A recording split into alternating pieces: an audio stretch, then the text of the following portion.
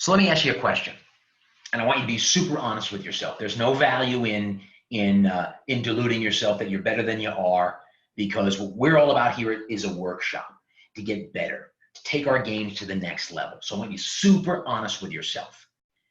I want you to imagine you're in a network setting. You've been invited to this networking group. There's 15 to 20 high-powered people in it, and you have the opportunity to join. The person who invited you thinks that there's something special about you, that you could add value to the group. Now, as you would imagine, at some point in time, people are going to turn to you because you're going to have to make an introduction. And whether or not you're invited to join the group depends upon your impression with these people. So that time arrives, and your sponsor or the host of the group turns to you and says, why don't you take a few moments and introduce yourself to everybody? Here's my question. What do? Do you panic? Does your mouth start to get chalky? Do you fumble for words? Do you want it to pass as quickly as possible? Or are you ready? Are you fired up? Are you eager to step into the moment and shine in the spotlight? Are you ready to deliver a message that tells people effectively, you would be lucky to have me in your group? Guys, the difference between being in the first group and the second group is preparation. That's it.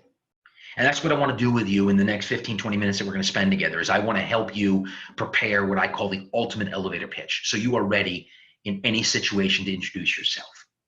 Now, there's usually two reasons why people are not ready for prime time. The first is nobody's ever taught them, whether they haven't sought out the information or they haven't really settled on a formula. Nobody has ever taught them how to structure and deliver an elevator pitch. The second reason is because really a lot of people are lazy. They don't want to invest the time, effort, and energy. They'd rather make it up, in the moment. They want to be spontaneous. They use the excuse of, I don't want to sound too practiced, which kind of makes me laugh, because I think about, two of the greatest movies in American cinema, Citizen Kane with Orson Welles and Gone with the Wind with Clark Gable. I mean, I wonder, do you think that they just made it up as they went along? The answer is, of course they didn't. And guess what? They didn't even get to write their scripts. Somebody else wrote it for them, but they put in the effort to make it their own, so it was part of their DNA, so it just flowed effortlessly off their tongue, and as a result, they created masterpieces. So the question I have for you is, are you willing to put in the effort? If I show you how to do it, will you do what it takes? Will you put in the effort to once and for all finally create that ultimate elevator pitch? Now, here's what I want to do, guys. I want to take you through some worksheets, and I want to lay out what the structure is, and then I'm going to give you examples. So what you can do is after the time we spend together, is you can take these worksheets and you can work through them on your own in your own time. Now, there's effectively 4 key steps to every elevator pitch. Step 1 is the specialty, what it is you do. Step 2 are your clients, people who pay you for your services. Step 3 are the benefits. What do people get when they invest their hard-earned dollars with you? And step 4, the action steps. How do you wrap it all up when you're done talking so you sound as good at the end as you did in the very beginning? Now, guys, this is important because there are 3 reasons why people buy. They buy because of the specialization that's offered. I want that. They're not thinking about who else had it. They're not thinking about any complicated benefits. They just want that. It might be a situation where a new couple just had a baby and they need life insurance. So they just pick the first life insurance agent they come across. Or a couple just got married and they want to establish a will. And so they get the first trust and estates attorney that they come across without much thought, because it's not really a complicated estate at that point. Second is, I like what I hear, but I'm a little bit reluctant to move forward because I'm not really sure. I sure would like to see somebody else who I trust, who's already bought from you, that tells me you're a safe bet. And number 3, the benefits. You get those people who are super bottom line. I don't care how you get it. I don't care who else did it. I want that for me. Now, here's the deal, guys. We don't know which one applies, right, to the audience that we're speaking to. So if you have 15 people in the room, you could have, 15 different buying strategies. So I need to make sure that you have covered all your bases. Okay, super important. I want you to make sure you've covered all your bases. And that's what we're going to do. We're going to work through this process together. Now, here's a worksheet. And what we'll do is you'll see that worksheet that I just showed you with steps 1, 2, 3, and 4. I filled it in a little bit for you. In a few moments, I'm going to show you, how I did it so you can go back and do it yourself. This is a brainstorming worksheet. I want to start with this brainstorming worksheet. I want you to begin your work with this brainstorming worksheet. I want you to brainstorm the areas of specialization. I want you to brainstorm typical clients. I want you to brainstorm how a client might benefit. And then I want you to write out the potential action steps so that you have it, you have your entire worksheet with all of your scribble on it. And then what we can do is we can begin to fill in steps 1, 2, 3, and 4. Okay, so we start broad, or we start like with a pyramid, an inverted pyramid at the top with all of the information we have to work with, all of the building blocks. And from that, we pick and choose. And so we actually create, an awesome elevator pitch. Okay, so let's start to brainstorm a little bit together. And let me lay out a little bit of what I'm thinking about. When I say brainstorm, I want you to think about all of the areas where you can be paid for your products and services, okay? All the areas that people have paid you in the past, or where other areas you can be paid in the future because you're introducing new products and services. So I put here as an example, suppose you're an attorney, right? You can get an attorney who is their firm does litigation. They do trust and estates. They do mergers and acquisitions. For me, for example, I can be paid for keynote speaking. I can be paid for in-house seminars. I can be paid for customized consulting. I can be paid for one-on-one coaching. People buy my online products and services. I want to put all of those down in that first section, just so I know all the different arrows I'll have in my quiver. So when it comes time to delivering my elevator pitch, as much as possible, I want to make sure I pull out the right arrow, right, for the right target audience. Does that make sense? So brainstorm everything there that you could be paid for. Now, when you go down to step number 2, it's all about credentialing yourself. You see, the key here is, how do you credential yourself with your clients? Guys, most people are lemmings. And what I mean by that, I don't mean it as a negative. I just mean it as a matter of fact. Most people are afraid to be early adopters, particularly when it comes to making a significant investment or commitment. They want to make sure that other people who they respect and trust, or companies that they admire, have gone before them and already kicked the tires. So what we want to do in that section is we want to think of who are our clients that we can reference, that we can name drop, so that people say, wow, he or she, used you, you must be good. Or, oh, that company trusts you, and I definitely feel safe trusting you. So what I want you to do is I want you to jot down there your clients, all right, that you think credential you with your target audience that you're speaking to in the moment, so they'd be impressed by, these people who you've done work with. Now, I want to offer you a couple of comments before you do that. Number one is, I want you to be careful about being too broad. Sometimes attorneys that I work with in the very beginning will say, oh, we represent people from the mom and pops all the way up to Fortune 500 companies. The problem with that is it's so broad it falls on the audience like a light mist. There's nothing impressive about that. It's kind of like the Charlie Brown, cartoon, right? With the teacher, when she talks, wah, wah, wah, wah, wah. You don't really understand what she says. It's almost annoying. At a minimum, it means nothing, right? So you got to be careful about being too broad. Number 2, let's assume your 3 best clients are in one specific industry. Let's say like American Airlines, United Airlines, and Southwest Airlines. Unless you're an aviation law firm, you do not want to list only them. The reason is people will think you only do that. So what you want to do is you want to be as broad as possible. Maybe you have to have one national and some regionals, because if you're too broad, if you select your 3 best, at the end of the day, those 3 best could be working against you because they could be pigeonholing you into a specific industry. All right. So just those 2 comments when you think about it. So in that section, typical clients, you would simply list, Google, Monsanto, American Airlines, something like that. Suppose you're thinking on a regional basis, you would reference, some regional clients that your target audience would know about, or maybe some high profile local business people that have been successful. You would reference them. So just jot that down in that area, all with an eye towards when people hear me say these names, they're impressed, and it helps move the needle. Now, when it get down to showcasing your clients, right? I want you to think of it in terms of first and foremost, you want to illustrate to people, here is evidence that I am really good at what I do. That's what it's all about. So I want you to jot down, 3 examples in there. Suppose you're in commercial real estate, you did 3 leases, one, the Johnson lease, the Johnson law firm lease, and I did the Google lease, and then I did the Spotify lease. Just put those down there, because what I want you to do is, I just want you to have them as a reference point, because when you write them out on the actual worksheet, you can write them out word for word. But for right now, I just want you to jot down, what are those 3 signature, situations where you delivered really great benefits that you're really proud of. Okay. Now, 2 things I want you to keep in mind. First is monetization. How did what you do either help people make money or help people save money? Now, a cousin to that might be statistical proof. Like, say, for example, you're a trainer at the gym, right? I mean, you're not dealing in terms of monetization. You're dealing in terms of, pounds lost, or the person, came to me in this condition, and within 6 months they were in this condition.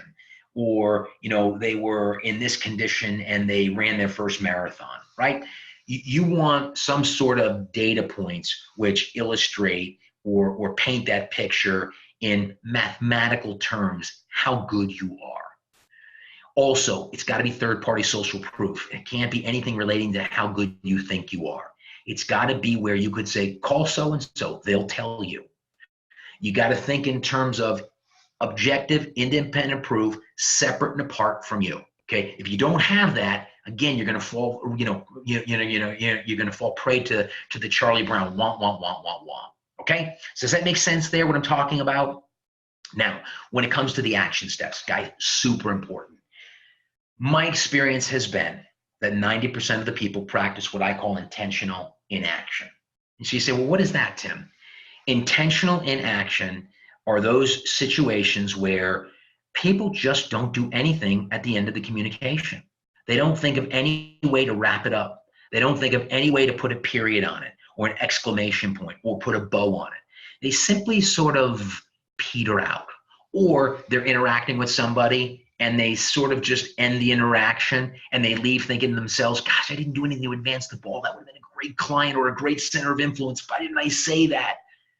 The answer is because they don't know. They don't know what to say.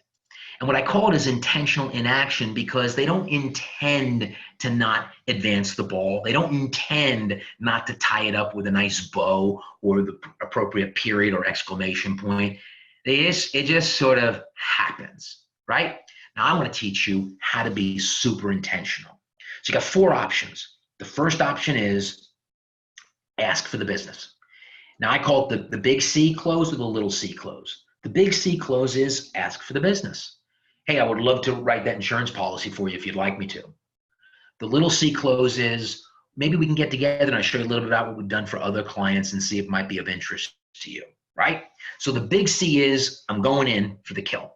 I believe that I can make some money if I just ask for the business. Little C is, I think there's opportunity down the road and I want to keep the relationship going. I want to keep the ball rolling. So the very first thing is there an ask for the business opportunity? Number 2, be a connector.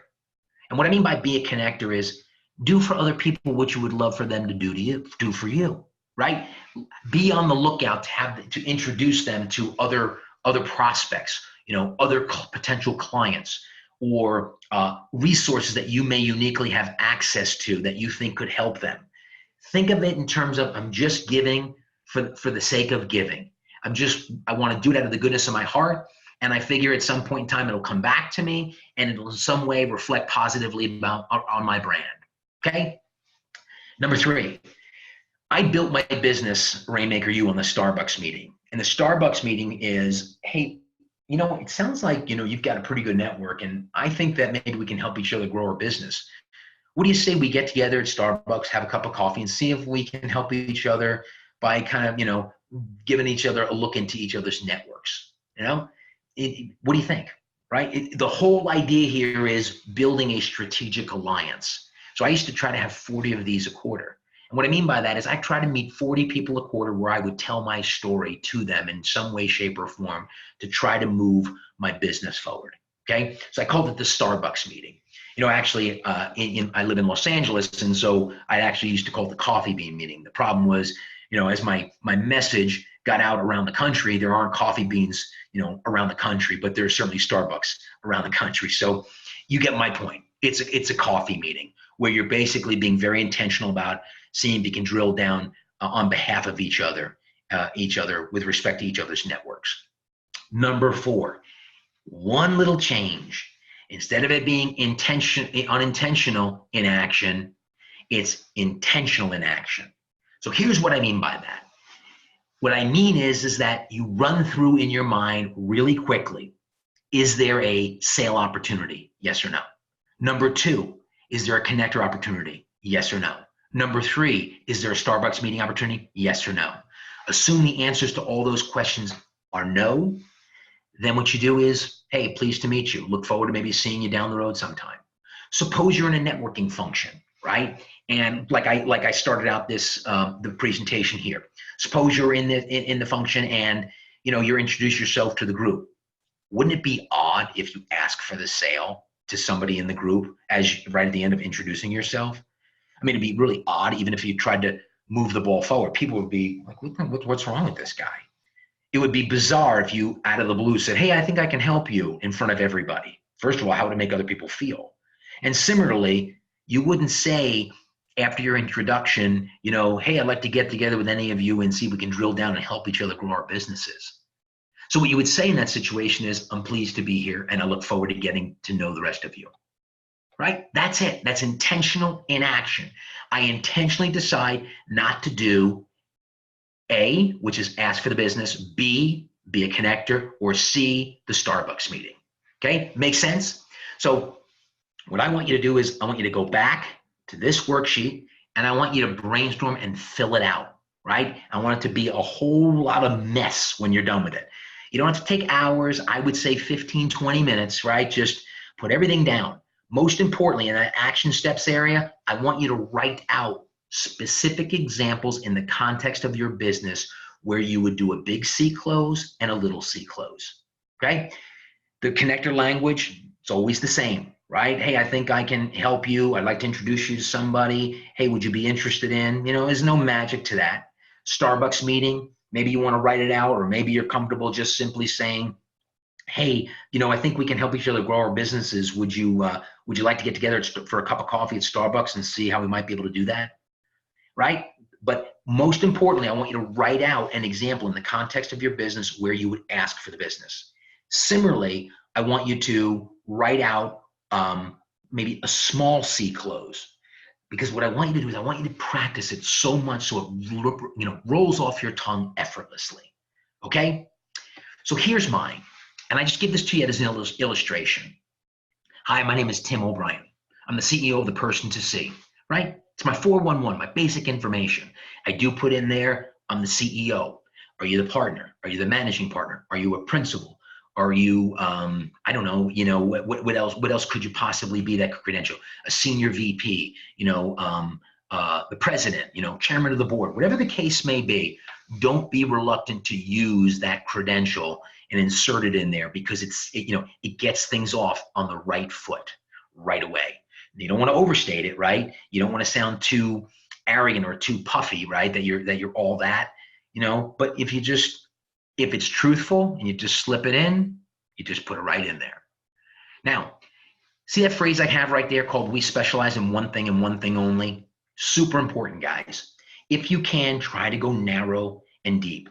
Don't try to be all things to all people.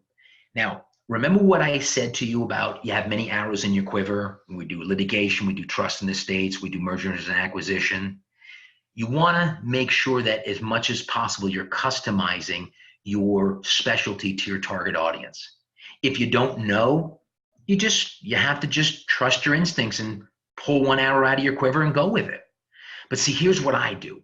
I try to really get people's attention. It's almost like when I say the bottom line is, at the end of the day, a conclusory statement that sort of captures people's attention. So I say, look, man, we do one thing and one thing only. Teach professionals how to crystallize their personal brand and market that brand until they become the person to see with their target audience. That's it. Simple as that. Now, see this part about the clients here? Remember I told you I don't have American Airlines or Google. I don't have those kinds of clients. That's not where I'm trying to build my business. I've done work for AT&T. I've done work for, Chubb Insurance. I've done work for JLL. I've done work for Northwestern Mutual. I've done work for, I would say, probably 20 to 25 Fortune 500 companies. But that's not how I'm trying to credential myself. My bread and butter, what I love to do is work with my peeps, which are rank and file professionals just like me and you. And so what I want to do is I want to say my clients span 40 different industries because I want to come across as I'm broad, I'm open. What I do is not pigeonholed to one specific industry like financial advisors or mortgage brokers or residential real estate agents. And then here's the key for me. I want people to know that I work with high caliber people because that's really important because I'm also not inexpensive. So I need people to know that high caliber people can afford to pay more money. And I want to subtly make that clear to everybody. I'm not inexpensive. My one-on-one clients pay me as much as $60,000 a year to coach them. Okay. So I say 50% of my clients earn between $300,000 to $500,000 a year, 10% earn over $1 million. Just lay it right in there beautifully. People, that's pretty good. You work with some pretty successful people. Interesting. If they want names, I'm happy to give them names. But you see what I'm doing right there is I'm credentialing myself at the caliber of people that trust in me and invest in me.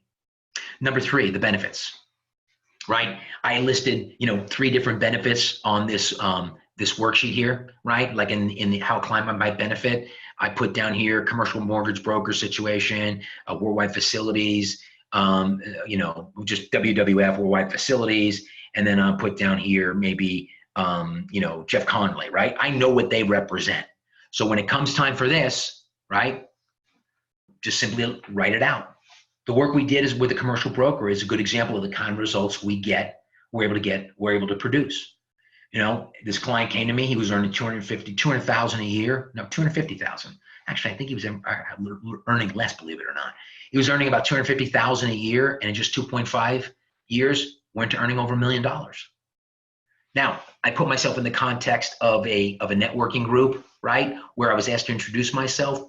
A little aggressive here. Instead of saying, hey, I'm pleased to be here, look forward to getting together and visiting with you and learning more about your businesses, I push it a little bit. If these results appeal to you, I would, welcome the opportunity to share how we might be able to do the same thing for you. See this right here? This is it. This is the formula. There's nothing else. Now, I want to say a couple of comments to kind of wrap it up here. Number 1 is this. When we speak and communicate, only 7% of our message is communicated through the words we use. Okay, 93% is the tone of voice and body language. Oftentimes, what we say is not as important as how we say it. Super important you understand that, because at the end of the day, if I deliver this with great passion, great confidence, and I, it comes through to people, the congruency of my body language, my tone of voice, it's going to be way more impressive than somebody that might have better words, but is more tepid in the delivery. Okay, so super important that you understand that. Number 2, you're not going to deliver this entire elevator pitch all the time to people. People will think you're bizarre if you're at a bar mitzvah or you're at a christening or a barbecue and you launch into this elevator pitch. In all likelihood, 90 to 95% of the time, you're going to deliver the first, the name, the firm, and your specialty only. Imagine you're on an airplane and somebody asks you, what it is you do. You probably would want to do the name, the firm, and the specialty.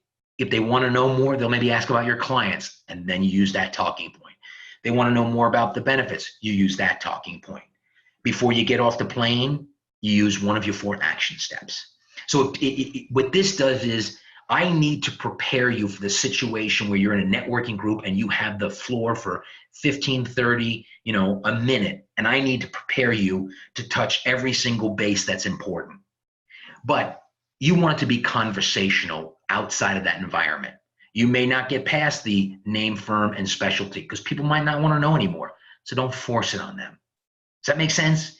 Right? So I need you to be great at all of it, but in all likelihood, 90 to 95% of the time, you're just going to do name, firm, and your specialty. Now, guys, I want to wrap this up, okay? I put there some of the highlights. One of the things that I didn't put up there that I need you to always remember is nobody ever asks me first what I do for a living. And the reason is simple. I want to make sure that I'm able to customize my response to my target audience. And the best way I'm able to do that is to find out more about them before I do my pitch. If I go first, the problem with that is I'm shooting in the dark and I'm lessening my chances of customization. Second thing, when you are in a networking function, never, ever, ever go in any position, if possible, other than first. Here's why. Most people stink. They absolutely stink at what they do. And as a result of stinking, what's going to happen is if you're third, fourth, or fifth, after that third, fourth, or fifth person goes, you're so good, you're going to feel really, really insecure. And you're going to feel like you're going to show people up. So you're going to play down to their level. What you got to do, man, is you got to out of the gate be first. You got to set the tone so the person that comes after you is like, whoa, I got to follow that. That also adds the emotion to your personal brand where you're more memorable to the group. Does that make sense? Right? So never, ever, ever, ever go, if you can. I mean, I know sometimes you got to go last because that's where you are in the pecking order. You got to go third or fifth or whatever. But if you can, always go first. And that means raising your hand. Okay, two most important ideas you gain from this. When I learned it, the first thing I gained was really critically important was the importance of monetization. Is I get it. Third-party social proof where I can show people, illustrate examples where I help people make more money. And number two is practice.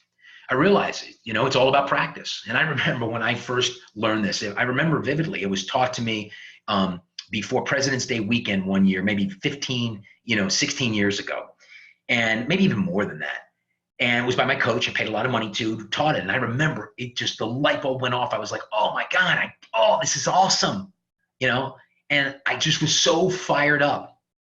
And I remember leaving there and going to Tahoe with my girlfriend at the time. And we were skiing. And I remember being on the mountain. And if you ski in Tahoe, they have those big chairlifts of 4 people across. And I would just say to the person next to me, so what do you do? And the next person, what do you do? And the next person, what do you do? And I didn't really care what they did. It wasn't that I didn't care about them. It was just I wanted to practice my, 15-second commercial, my credibility statement, my elevator pitch. It got to the point where people on the mountain would be like, there's that guy, stay away from him, right? He's crazy. So the importance of practice, the more I could make it part of my DNA, so it just flowed off my tongue, okay? Or rolled off my tongue, flowed out of my mouth, whatever the case may be. So guys, how you implement it? Here's my recommendation, and what I tell you to do is because what I did. What I want you to do is I want you to write it out on an index card. I want you to memorize it, grind it into your mind, and I want you to practice it until it becomes conversational. At the time that I was taught this, I remember I had a 5 Series, one of those old 5 Series BMWs, and I had that wood console in the middle there. And I remember putting that index card down there, and I'd be at a traffic light, I'd pick it up. Before I was about to go into a meeting, I'd go through it. Before I was going to a networking group. And here's what was so valuable about it, is I locked it down, right? I just locked it down. It became part of my DNA, so then I could begin to improvise. I stayed in the lane. I still include specialty. I still included clients. I still included benefits. I still included action steps. But the lane was a little bit wider for each of those, so I could improvise a little bit. And sure enough, words began to pop out. Things began to flow better. And eventually, over a 3 or 4 month period, I settled on, this is my elevator pitch that I've used for the last 10 to 15 years. See, because here's what I tell people, invest the time now. Do it now, so you never have to do it ever again. Right? So that's how I did it. Guys, I hope you found this to be valuable. Hope you found it to be useful. I'm all about tools. I'm all about strategies. I'm all about techniques. If you like what you heard, all I want to ask you is just stay in touch. There's my Twitter. That's not a typo. It's person to see, because some scoundrel took the person to see on me. But my email address, I'd love to hear your comments, your thoughts, is tob@thepersontoSee.com. And my LinkedIn, my Instagram, my Facebook, all the person to see, all the person to see. That's what I'm all about. I'm all about teaching you how to be the person to see with your target audience. So hope you got super value out of this. Would love to hear, would love to hear what your thoughts are. I'd love to hear any feedback you have. I look forward to running into you someday and you introducing yourself to me and me saying, wow, that was awesome. And you saying, yeah, that's because I listened to that presentation you did X years ago. Guys, I said it at the beginning. The difference between being awesome and introducing yourself and being mediocre to bad is preparation.